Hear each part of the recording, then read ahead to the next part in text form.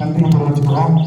காலையில் பிள்ளை யூனிஃபார்ம்லாம் போட்டு எல்லா ஒர்க்குமாக இருந்து தேசிய ஒற்றுமையோட ஒரு இந்தியாவில் பற்றோடு நம்ம கொடியை கிளம்பிருக்கிறப்ப ரொம்ப பெருமையாக இருக்குது. நான் இந்தியன்னு சொல்லிக்கிறதுல ரொம்ப பெருமைப்படுறேன். நீங்களாம் இந்தியன் சொல்லிட்டு பெருமைப்படுறீங்களா? ஸ்டூடெண்ட்ஸ் உங்களதான் கேட்கிறேன், நம்மளாம் இந்தியன்னு சொல்லிக்கிற பெருமைப்படுறீங்களா? Very good. உங்களுக்கு இன்னொரு கதை தெரியுமா?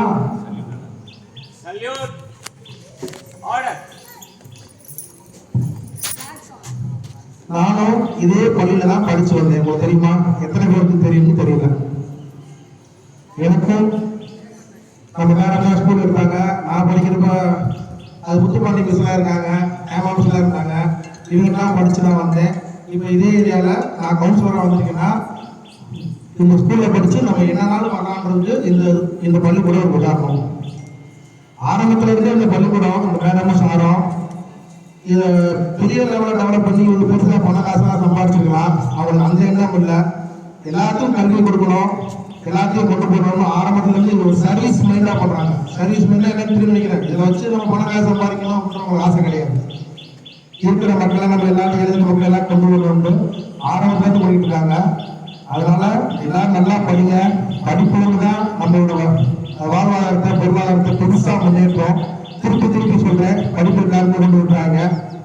இன்னைக்கு இந்திய சுதந்திர தினம், நாட்டுப்பட்டு நமக்கு எல்லாரும் இறங்கி சொல்லுவாங்க நாட்டுப்பட்டு முக்கியம், நாட்டுப்பட்டு.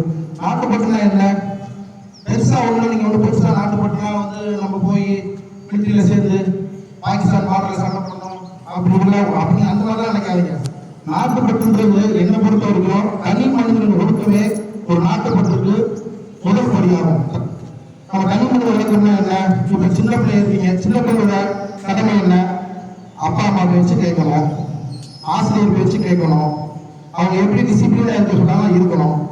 அதே மாதிரி நம்ம இன்னொரு இடத்துல நம்ம பெருசாக எடுத்துக்கிட்டோம்னா போதை பொருள் இந்த மாதிரி விஷயங்களை நம்ம ஆரம்பத்திலேருந்தே சின்ன பிள்ளைங்க அதனால நம்ம எவ்வளவு விளைவுகள் எதிர்பார்க்கிறோன்றத சின்ன பிள்ளைகளுக்கு சொல்லி நம்ம தான் கண்டிப்பா புரிய வைக்கணும்.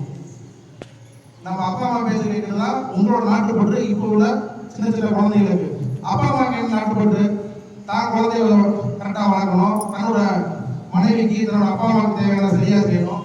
இந்த சின்ன சின்ன கடமைகளை செய்யறது தான் நாட்டுப்பட்டு தவிர நீங்க நினைக்கிற மாதிரி பெருசா போய் மிலிட்டரியில சேர்ந்து பெரிய ஆபீசர் ஆகி அதுவும் நாட்டுப்பட்டு தான்.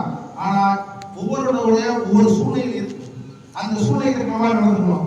இந்த பேரண்டா வந்திருக்கீங்க, பேரண்டோட நாட்டுப்பட்டு நினைக்கிறீங்க, இந்த வீட்டில் இருக்கிற குப்பையை வந்து யாரும் தெரியாம கட்டி வாசல் போடக்கூடாது, குப்பை வண்டி வந்தா குப்பை வண்டி தான் போகணும். இதுவும் ஒரு வகையான நாட்டுப்பட்டு தான்.